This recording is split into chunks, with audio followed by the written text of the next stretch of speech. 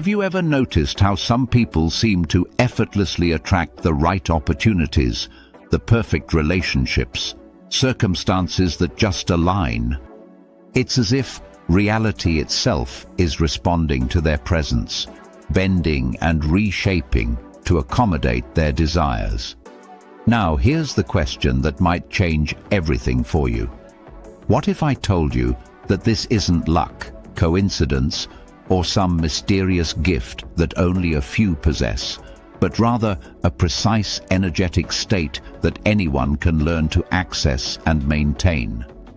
The secret to making reality align with your intentions has nothing to do with repeating affirmations in the mirror or forcing yourself to think positive when everything around you feels like it's falling apart.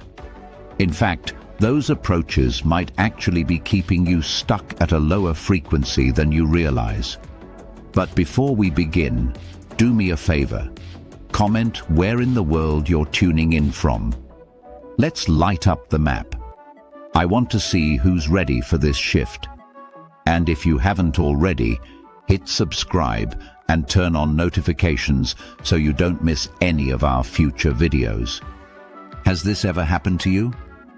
You wake up one morning feeling somehow different, more aligned, more clear, and suddenly throughout that day, synchronicities begin to appear. The person you needed to talk to calls unexpectedly. The solution to a problem you've been wrestling with simply presents itself. Obstacles that seemed insurmountable just dissolve. This isn't magic. It's the direct, measurable result of your consciousness operating at a frequency that's in harmony with the deeper patterns that govern how reality actually works.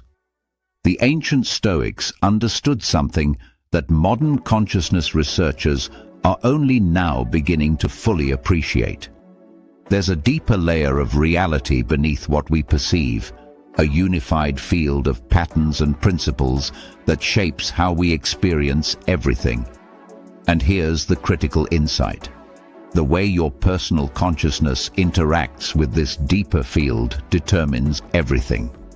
What you notice, what opportunities become visible to you, what possibilities emerge in your life. When most people think about high vibration, they imagine it's simply about feeling good emotions. But those elevated emotional states are actually the effect, not the cause. The real foundation of sustained high vibration lies somewhere much deeper, in a place where your consciousness expands beyond the limited perceptions of your everyday mind and begins to align with universal principles. David R. Hawkins, a psychiatrist and consciousness researcher, spent decades mapping out the levels of human consciousness. What he discovered was extraordinary. He found that emotions aren't random experiences floating through us, but rather precise indicators of where our consciousness is vibrating on an actual energetic scale.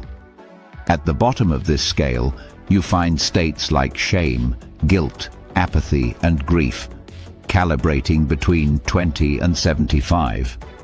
These are the frequencies where people feel powerless, where life seems to happen to them rather than through them. When someone is operating at these lower frequencies, their entire perception of reality is filtered through that density. They literally cannot see the opportunities, the solutions, or the possibilities that exist right in front of them. But as you move up this scale, something remarkable happens. Hawkins identified courage at 200 as the critical turning point. Below courage, you're essentially surviving, reacting, defending. Above courage, you start creating, influencing, and consciously shaping your experience. The higher levels, acceptance at 350, love at 500, joy, peace, enlightenment, these represent frequencies of consciousness where your perception becomes so expanded that you can actually see and interact with dimensions of reality that were completely invisible to you before. Marcus Aurelius understood this 2,000 years ago when he wrote, "The universe is change. Our life is what our thoughts make it." He knew that consciousness creates reality. Your external world is a perfect mirror of your internal frequency. And here's where most people get completely confused. They've been taught that it's all about feeling good, about maintaining positive emotions no matter what. So they try to force themselves into states of gratitude. Repeat affirmations until their voice goes hoarse. Plaster smiles on their faces even when everything inside them is screaming the opposite.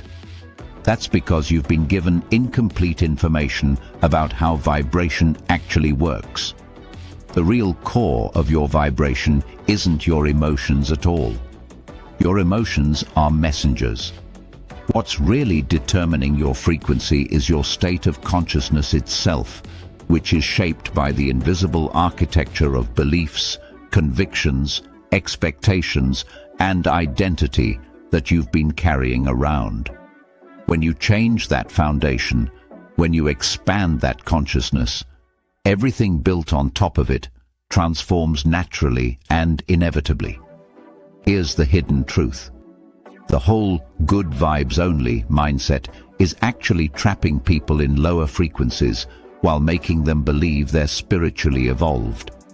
When you adopt the belief that you must feel positive all the time, you've just created an impossible standard that sets you up for constant failure. And what happens when you inevitably feel sadness, anger, or fear? You add a layer of guilt, shame, and frustration on top of the original emotion. That resistance is what actually lowers your vibration, not the original emotion itself. The Stoics understood this deeply. They didn't pursue constant happiness. They pursued equanimity. The ability to remain centered regardless of external circumstances.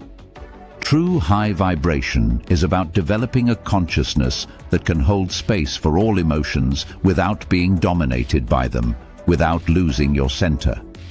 What actually elevates your frequency is conscious acceptance. The capacity to observe what's moving through you without identifying yourself as that movement. When you can witness anger arising and say, "There is anger present," instead of "I am angry," you've just made a quantum leap in consciousness. That witnessing awareness operates at a naturally higher frequency than any emotion. Drop "I am the observer" in the comments if you're ready to flip your frequency right now. Modern science is now confirming what ancient wisdom traditions have been teaching for thousands of years. Quantum physics has completely shattered the old materialist view of reality. What scientists have discovered is that the solid, fixed world we think we're living in is actually mostly empty space and vibrating energy. We're only perceiving about 5% of what actually exists, which means there are entire dimensions of reality operating all around us that we simply cannot see with our ordinary perception. When you expand your consciousness, you're literally gaining access to layers of reality that were previously invisible to you. Neuroscience has revealed something revolutionary about the relationship between consciousness and biology. Your thoughts and emotions are actively reprogramming your brain structure, creating new neural pathways, and even influencing genetic expression.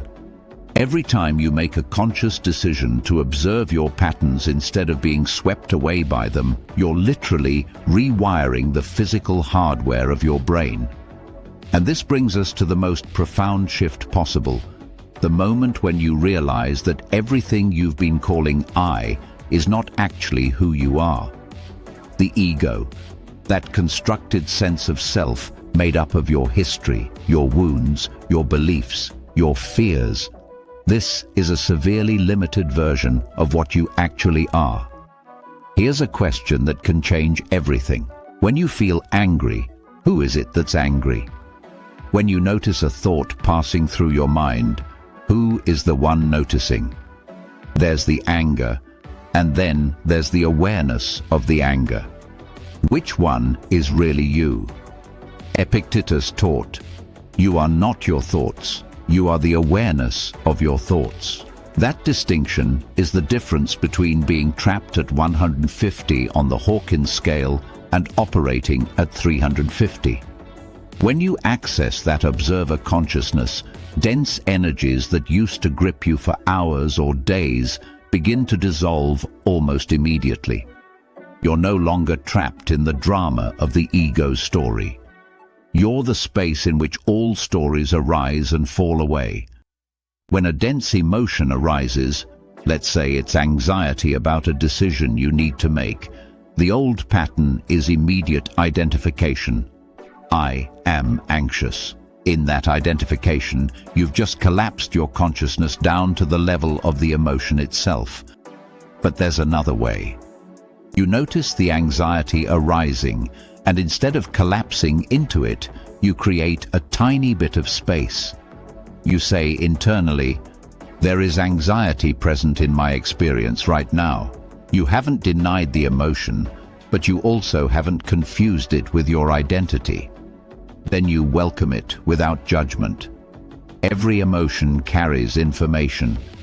Every feeling has something to reveal about where your consciousness is still holding on to old patterns or misaligned beliefs. When you can greet even fear or anger with gentle curiosity, asking, "What are you here to show me?" the entire energetic dynamic shifts. Here's a simple but powerful practice. Conscious breathing. Your breath is the bridge between your body and your consciousness. When you breathe deeply and deliberately while feeling a dense emotion, you're literally giving that trapped energy permission to move through you instead of staying stuck. And remember, nothing lasts forever. Everything is temporary. Everything is in constant motion. When you remember impermanence in those difficult moments, you gain access to a kind of patience and compassion that itself operates at a higher frequency. Now let's connect all of this to timelines. Quantum mechanics confirms what the mystics always knew. There are infinite possible versions of your life existing simultaneously. Right now, there's a timeline where you're stuck in the same patterns 5 years from now. And there's a timeline where you're living your dream life, doing the work you love, surrounded by the right people. The difference between those timelines? Frequency. Every thought, every emotion, every belief you carry is broadcasting a signal. And that signal is tuning you into a specific timeline. When you're vibrating at shame or fear, below 200 on the Hawkins scale, you're locked into lower timelines. The opportunities that exist on higher timelines literally cannot reach you. Not because they don't exist, but because you're on the wrong channel. But when you shift your frequency up the Hawkins scale, you don't have to create your dream life from scratch. You just tune into the timeline where it already exists. Your dream life isn't something you need to build. It's something you need to become the frequency match for. And here's what starts happening when you consistently operate above 200. You stop attracting drama because you're no longer broadcasting the frequency that creates it. Opportunities appear that didn't exist before. Actual doors open, actual people reach out, actual circumstances align, because you're tuned into the timeline where those things are already happening. Synchronicities become normal. You think about someone and they text. You need a solution and it presents itself. This isn't magic. This is physics. You've shifted your energetic signature and reality is responding to the new signal you're broadcasting. The Stoics understood this completely. Seneca wrote, "Luck is what happens when preparation meets opportunity." But what the Stoics knew is that opportunity only appears when you're vibrating at the frequency that makes it visible. Marcus Aurelius journaled every morning to recalibrate his consciousness, to anchor himself in observer awareness before the chaos of the day could pull him into reactive mode. This wasn't just philosophical exercise. This was timeline engineering. Every morning, when you consciously choose your frequency, you're literally tuning yourself into a different timeline. But here's the truth. None of this works unless you actually practice it. Knowledge without application is just entertainment. The transformation you're seeking happens in those small daily choices. Those moments when you catch yourself about to react automatically and instead you pause. You breathe. You ask yourself, what am I accepting as truth in this moment? Every single time you make that conscious choice, you're rewiring your nervous system. You're expanding your perception. You're raising your baseline frequency. And over time, not overnight, but consistently, your entire reality begins to shift. Not because you forced it to change, but because you've tuned into a different timeline where the version of reality you want already exists. So here we are. And if you've made it this far, I want you to know that says something important about you.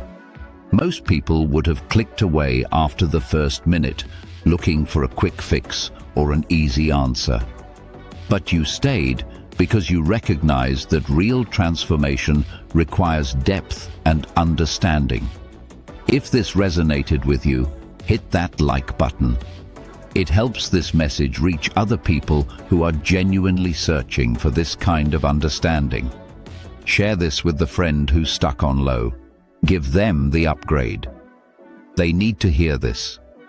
And subscribe so tomorrow's hacks hit your feed first. Every video on this channel is designed to give you real tools, not just inspiration. This is about actual transformation, actual timeline shifting, actual frequency mastery. I'll see you in the next one. Stay conscious, stay stoic, and remember, you're not creating your reality. You're tuning into it.